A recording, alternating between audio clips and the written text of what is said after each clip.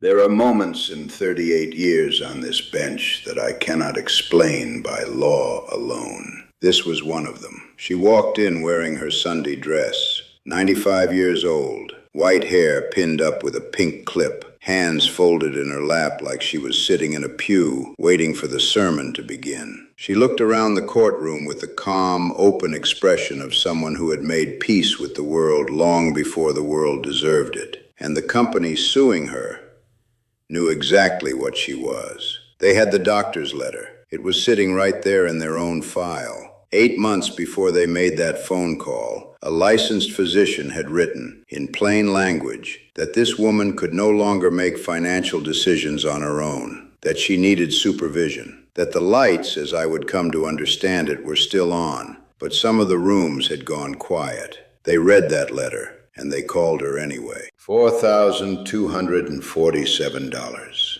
That was what they wanted from a woman living on $870 a month. A woman who answered the phone because she had always answered the phone. A woman who said yes because somewhere in the long, eroding corridors of her memory, saying yes to a stranger's voice was still something she knew how to do. When her great niece walked in beside her, night shift scrubs, no sleep, hands shaking, I knew there was something underneath this case that the paperwork wasn't telling me. And when I asked the question that changed everything, what came out of that courtroom that morning had nothing to do with money anymore. Before we begin, drop a comment and tell us where you're watching from and what time it is where you are. And if stories about justice, empathy, and hidden truths move you the way they move me, make sure you're subscribed to this channel. You won't want to miss what comes next. There are cases that stay with you, not because of the complexity of the law involved, not because of the arguments made or the evidence presented, or the procedural battles fought between attorneys who bill by the hour and speak in a language designed to confuse the very people it claims to protect. No. Some cases stay with you because of something far simpler. Something that has nothing to do with statutes or precedents or the weight of judicial authority. They stay with you because of a face. I have been sitting on this bench for 38 years. I have seen faces contorted by rage, by grief, by the particular kind of shame that only comes from being seen at your lowest point under fluorescent lighting. I have seen the faces of men who did terrible things and felt nothing. I have seen the faces of people who did small, desperate things and felt everything. After nearly 4 decades, I thought I had seen every possible way a human face could look inside a courtroom. I was wrong. It was a Tuesday in November. The heating system in the building had been malfunctioning for 3 days, and the maintenance crew had managed to fix it into something worse than broken. It produced heat in short, erratic bursts, like the building itself was struggling to breathe. The light that came through the Venetian blinds was the color of old paper, thin, tired, the kind of light that makes everyone look like they haven't slept in years. My clerk had placed a cup of coffee on my desk before the session. I never had the chance to drink it. It sat there until it went cold, and I didn't notice until it was all over. The docket that morning was not unusual. 3 traffic violations. A noise complaint that had escalated into something more complicated than it had any right to be. And then, at 10:47 in the morning, a civil debt collection case. I almost didn't look up when they entered.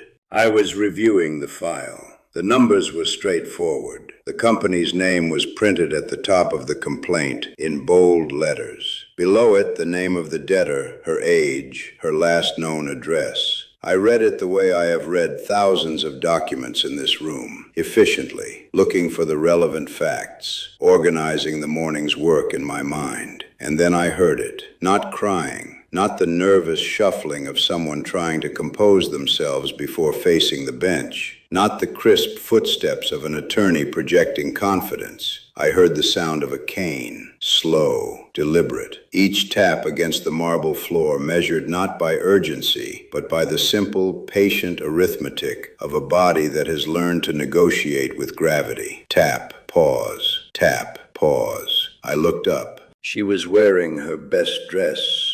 I knew it was her best dress the moment I saw it. Not because it was fine or expensive, but because of the particular care with which it had been put on. The blue and white flowers were faded in the way that things fade when they are washed many times with great tenderness.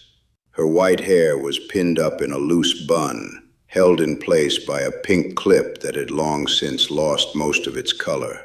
Her coat was beige, buttoned all the way to the throat despite the heat that had begun one of its irregular assaults on the courtroom. Her shoes were black leather, the kind that are made to last a lifetime, and had. She walked to the defendant's bench supported by the arm of a younger woman. The younger woman's eyes were the eyes of someone who had not slept the night before, or the night before that. She was wearing medical scrubs the color of a winter sky, slightly wrinkled, with the particular look of clothes that had been worn through a shift and then kept on because there was no time to go home and change before court. The old woman sat down, arranged her hands in her lap, looked around the room with an expression I had never seen in 38 years of practice. She was not afraid. She was not angry. She was not ashamed. She did not look like someone who understood she was being sued. She looked like someone who had arrived somewhere slightly unfamiliar and was perfectly content to wait and see what happened next. She looked at the flags behind my bench. She looked at the ceiling. She looked at the attorney seated across from her, a man in a gray suit who had set his leather briefcase on the table with the quiet efficiency of someone who does this every day and feels nothing particular about it.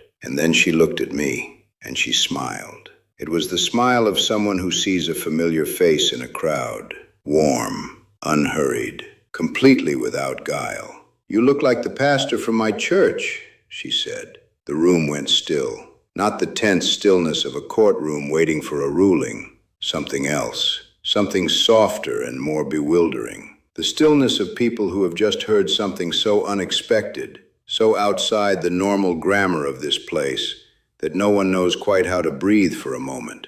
I set down my pen. I took off my glasses. I looked at Dorothy May Holloway, 95 years old, dressed in her Sunday best, smiling at me from the defendant's bench. And I felt something shift in my chest that I had no immediate name for. I put my glasses back on. "Let's begin," I said. But I already knew this was not going to be an ordinary morning. The attorney for the plaintiff stood up with the particular posture of a man who has never once doubted that the room belongs to him. He was not a bad man. I want to be clear about that. In my experience, the most dangerous people in a courtroom are rarely the ones who are evil. They are the ones who are simply indifferent, who have processed so many cases, reviewed so many files, collected so many debts, that the human being sitting across from them has become a line item, a number, a name on a complaint followed by a dollar amount followed by a court date. He opened his folder. He smoothed the papers with the flat of his hand.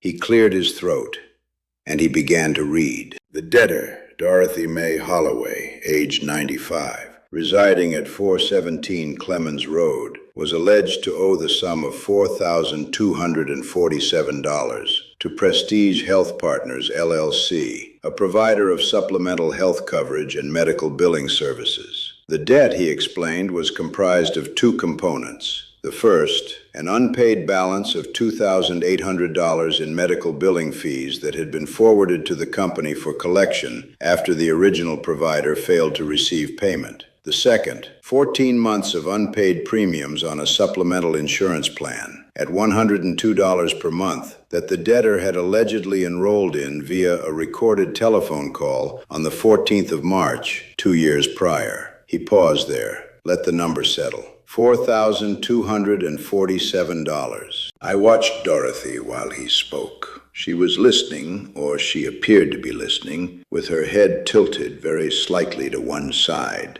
the way a bird listens to a sound it finds interesting but not alarming. Her hands remained folded in her lap. She did not react to her own name. She did not react to the dollar amount. At one point, while the attorney was speaking, she turned to the woman beside her, Carol Ann, and whispered something. Carol Ann closed her eyes briefly and gave a small, tight shake of her head. The attorney concluded his opening summary and sat down with the quiet confidence of a man who considers the matter largely settled. I looked at the file in front of me. The recorded telephone call, 14 months of premiums. A woman who had allegedly agreed over the phone to enroll in a plan she was now being sued for not paying. I looked at the date of that call, March 14th. I looked at the medical documentation attached to the file, submitted, ironically, by the plaintiff's own attorneys as supporting evidence of the debt's legitimacy. Among those documents was a physician's letter dated 8 months before that telephone call. It described, in the careful and impersonal language of medicine, a patient with moderate to severe cognitive decline, a patient who exhibited significant short-term memory impairment, a patient who, the letter noted, required supervision for financial decisions and daily activities. 8 months before the call. I set the file down. The clock on the wall of that courtroom has been ticking since before I was appointed to this bench. I know its sound the way I know the sound of my own breathing. But that morning, in the silence after the attorney finished speaking, I heard it as if for the first time. Loud, mechanical, indifferent to everything happening beneath it. Tick, tick, tick. The weight of the room was pressing down on the 2 women at the defendant's bench. I could see it in Carol Ann's shoulders, that specific curvature of a person who has been carrying something very heavy for a very long time and is beginning to wonder if they will be able to keep standing. Her hands were flat on the table. Her knuckles were pale. Dorothy was looking at the window. There was nothing particularly interesting outside that window. A gray sky, the bare upper branches of an oak tree. But she watched it with the serene attention of someone who has made peace with the world in ways the rest of us haven't managed yet. The plaintiff's attorney had submitted, along with the complaint, a document he described as the recorded consent transcript, a written summary of the telephone call in which Dorothy had allegedly agreed to the plan's terms. I read it. It was 4 pages long. It contained the plan name, the monthly premium, the cancellation policy, the billing authorization, and the arbitration clause. It contained Dorothy's name, confirmed verbally. It contained her date of birth, confirmed verbally. It contained her agreement, word for word, to terms that stretched across 2 pages of fine print that she would have been hearing for the first time, spoken aloud by a stranger, over the phone, on a Tuesday afternoon. A woman with documented moderate to severe cognitive decline. A woman whose physician had, 8 months prior, written in plain language that she required supervision for financial decisions. $4,247. I removed my glasses. I pressed 2 fingers against the bridge of my nose and held them there for a moment. It is something I do when I need the room to wait while I find the right words. My clerk once told me it looks like I am praying. Perhaps she is right. I put my glasses back on. I looked at Carol Ann first. Then I looked at Dorothy, who had turned back from the window and was now watching me with that same gentle, unhurried attention she had given the oak tree. And I asked the question, not the one the plaintiff's attorney expected, not the procedural question, not the evidentiary question. I asked the only question that has ever mattered in this room. Tell me, I said, and I kept my voice quiet, because the moment did not call for volume. How did this happen? From the beginning. Tell me everything. Carol Ann looked at her hands first. It is something I have noticed over the years. People who are about to tell the truth often look at their hands before they speak, as if they are checking to make sure they are still there. As if they need something solid to hold on to before they let go of everything else. She was quiet for a moment. 3 seconds, maybe 4. The clock filled the silence. Then she began. She told me she worked the night shift at a care facility 12 minutes from Dorothy's house. 12 hours, 3 nights a week, sometimes 4 when someone called in sick, which was often. because the facility was understaffed in the way that most facilities caring for the most vulnerable people in this country are understaffed. She told me she took the job because it was the only one she could find after her previous employer downsized, and because it came with a health plan, and because the schedule, as brutal as it was, allowed her to be home during the day to keep an eye on Dorothy. She told me that Dorothy's youngest son, Raymond, had been the one who managed his mother's affairs before he died. He was the one who handled the bills, monitored the bank account, screened her calls. When Raymond passed, 2 years after his older brother, there was no one left, no other family, no one who knew the passwords, the account numbers, the names of the doctors. Just a house full of 50 years of accumulated living, an old woman who still made coffee every morning because the routine was one of the last things her mind had held on to, and Carol Ann, a great niece who had driven 4 hours to help with the funeral and never quite managed to leave. She told me about the phone. Dorothy answered every call. It didn't matter what time it was or who was calling. She answered because answering the phone was something she had always done, the way she had always made coffee, the way she had always buttoned her coat before going outside, the muscle memory of a lifetime. Carol Ann had tried to intervene, had written a note and taped it to the receiver, had asked the phone company about call blocking, had meant to do more, had always meant to do more. Between the night shifts and the grocery runs and the medication schedules and the appointments. She said the word meant 3 times. I counted. She found out about the insurance plan 4 months after Dorothy had enrolled in it. Not because anyone notified her, not because the company reached out to the legally documented caregiver, but because she noticed the automatic deductions leaving Dorothy's account when she sat down to review the monthly statements. $102 every month, leaving an account that received $870 in Social Security income and nothing else. She had called the company immediately. She had explained the situation. She had provided the physician's letter, the guardianship documentation, the diagnosis. She had asked, calmly at first and then less calmly, for the plan to be canceled and the charges reversed. The company had told her the enrollment was valid, that the call had been recorded, that the contract was binding. She had called 3 more times over the following weeks. Each time she was told the same thing, and then the lawsuit arrived. Carol Ann stopped speaking. She pressed her lips together and looked at the table and breathed through her nose in the careful way of someone who has decided they will not cry in this room and is negotiating that decision in real time. I let the silence sit for a moment.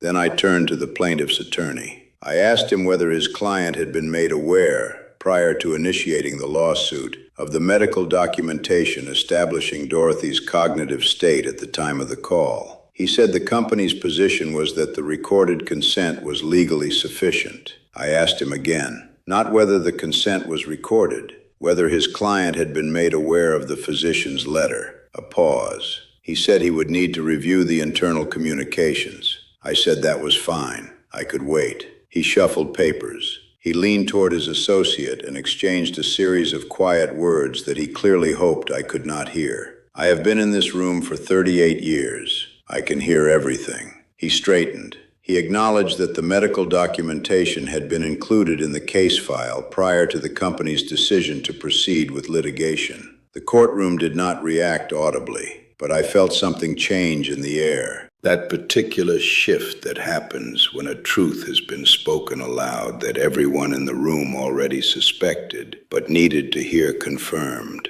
I looked at him for a long moment. So your client, I said, received documentation from a licensed physician indicating that this woman had moderate to severe cognitive decline, that she required supervision for financial decisions, and then chose to sue her for 14 months of premiums on a plan she should never have been sold in the first place. He began to say something about legal standards of consent and the validity of recorded agreements. I raised my hand. He stopped. I have raised that hand in this courtroom more times than I can count. Attorneys stop. It is one of the few reliable things about this work. I looked at Dorothy. She was watching me again. That same expression, open, patient, unclouded by any of the tension that had been filling the room for the past 40 minutes. She had her hands folded in her lap. She looked, I thought, the way a person looks when they have lived long enough to know that most things resolve themselves one way or another, and that the waiting is simply part of it.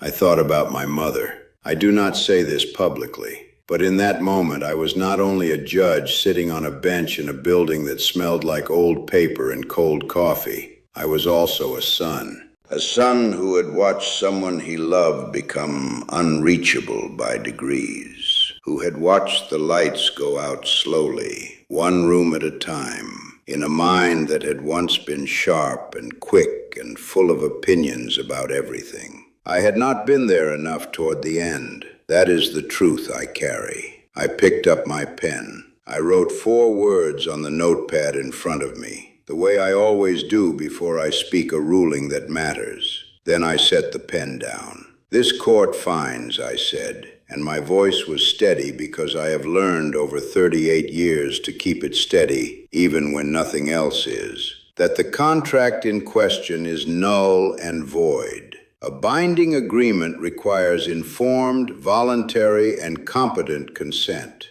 Dorothy May Holloway was not competent to provide that consent at the time of the call. Your client's own documentation, submitted by your client, confirms this beyond any reasonable doubt." I turned to the plaintiff's attorney. "The debt is dismissed in its entirety." He opened his mouth. "Furthermore," I continued, "this court is referring the enrollment practices of Prestige Health Partners, LLC, to the State Attorney General's office for review. The evidence before me today suggests that this was not an isolated lapse in judgment. It suggests a pattern, and patterns have consequences." I looked at Carol Ann. She had both hands pressed flat against her mouth. Her eyes were full. I looked at Dorothy. Dorothy was looking at the oak tree again, through the window, with great serenity.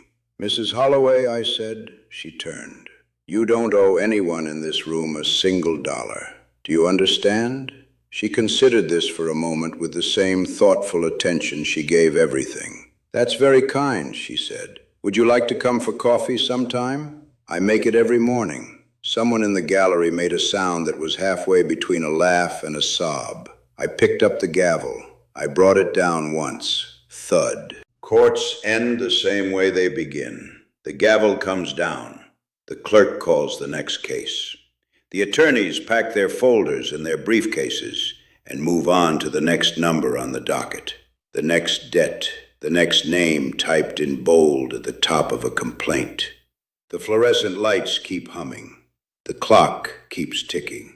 The building absorbs what happened inside it and offers nothing back. No acknowledgement, no ceremony, no marker to indicate that something important just occurred within these walls. I watched Dorothy and Carol Ann make their way toward the exit. It took them a while. Dorothy moved at her own pace, which was the only pace she had ever known since the world stopped being in a hurry on her behalf. Carol Ann walked beside her with one hand resting lightly at her elbow, not guiding, not pulling, simply present, available. The way you walk beside someone when you are not trying to take them anywhere in particular, only making sure they know they are not alone. At the door, Dorothy stopped. She turned back toward the room, toward the bench where I was already reviewing the next file, or pretending to. Her eyes found me across the distance of that cold, tired courtroom, and she raised one hand, slowly, with great dignity, and gave a small wave.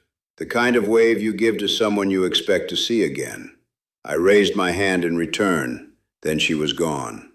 I sat with the next file open in front of me for a long moment before I read a single word of it. I have thought about that wave many times since then. There was something in it that I have not been able to fully articulate, even to myself. She did not know, not really, what had happened that morning. She could not hold the full weight of it.